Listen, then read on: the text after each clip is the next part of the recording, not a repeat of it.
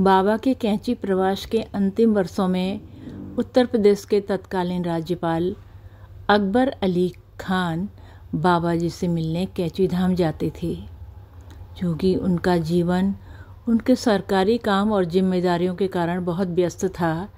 इसलिए एक बार उन्होंने बाबा जी के दर्शन न कर पाने के अपने दुर्भाग्य के बारे में बाबा जी से बात की और उन्होंने बाबा जी से अपनी गलतियों के लिए क्षमा मांगी। एक बेहद सुसंस्कृत और अनुभवी व्यक्ति और किसी राज्य के राज्यपाल द्वारा बाबा से माफ़ी मांगना बहुत ही आश्चर्यजनक था, लेकिन बाबा द्वारा उनकी प्रार्थना का जवाब उससे कम आश्चर्यजनक नहीं था। बाबा ने मुस्कुराते हुए उनकी पीठ को थपथपाते हुए कहा, सब ठीक है, तुम्हें पहले काम करना चाहिए और किसी बाबा के पीछे नहीं भागना चाहिए। सबसे महत्वपूर्ण बात अपना कर्तव्य निभाना है। एक दिन राज्यपाल अपने अतिथियों और अधिकारियों तथा गणमान्य व्यक्तियों के साथ कैंची धाम पहुँचे। वे सभी बाबा जी के कमरे के पीछे कालीन पर बैठे थे। उन्होंने लगभग 2 घंटे तक बातचीत की, जिसमें अकबर अली स्वयं अनुवादक की भूमिका में थे। जब बाबा ने कहा कि उन्हें वापस लौटना चाहिए, तो अकबर अली ने पूछा कि क्या उन्हें कुछ और समय तक रुकने दिया जाए, क्योंकि उन्हें जाने की कोई जल्दी नहीं थी। बाबा ने उनका विरोध नहीं किया, केवल बाहर आसमान की ओर देखा और चुप रहे। बादल घिर रहे थे और पहले से ही बहुत घने थे। बातचीत जारी रही, लेकिन बाबा ने अचानक कहा कि उन्हें अब जाना चाहिए। वे चले गए तो बारिश शुरू हो गई और कुछ मिनटों के बाद भारी बारिश हुई, जो कुछ दिनों तक जारी रही। शाम को पता लगा कि भवाली के पास भारी भूस्खलन से मार्ग पूरी तरह अवरुद्ध हो गया है।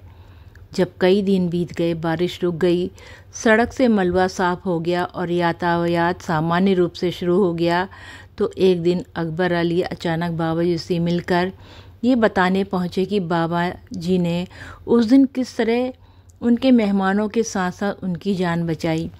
अकबर अली ने बताया कि उस दिन वे सभी बाबा जी के कमरे में बैठे थे, उनकी बातें सुन रहे थे और शांति और स्थिरता का आनंद ले रहे थे, जो पूरे कमरों में व्याप्त था।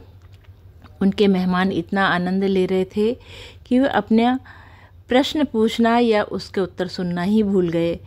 बाबा जी के सामने बैठे हुए उन्हें समय का कोई बोध ही नहीं था और न ही जाने का विचार। इसलिए जब उन्होंने उनको जाने के लिए कहा, तो उन्होंने प्रार्थना की कि उनको थोड़ी देर और रुकने की अनुमति दे दी जाए, जो उनको दे दी गई थी।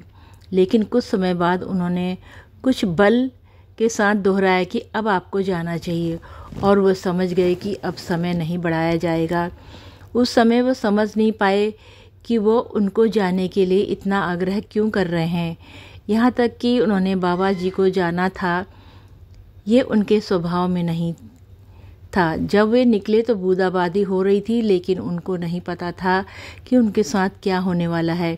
वे रास्ते में भारी बारिश में फंस गए और जब वे कंट्रोल बैरियर पर पहुँचे तो भारी भूस्खलन हुआ। एक बड़ा पत्थर लुढ़क कर नीचे आया। इसके बाद कीचड़ और पत्थरों का एक हिमस्खलन हुआ, जिसने पूरी सड़क को पूरी तरह से अवरुद्ध कर दिया। जब पत्थर लुढ़क कर नीचे आया, तब उनकी कार को गुजरे 1 मिनट भी नहीं हुआ था। रास्ते में वो भारी बारिश में फंस गए। तब अगर वे कुछ और सेकंड भी देर से पहुंचते तो कार चूर चूर हो जाती। बाबा ये सब जानते थे। उनकी जान बचाने के लिए उन्हें कठोर होकर उनको वापस भेजना पड़ा।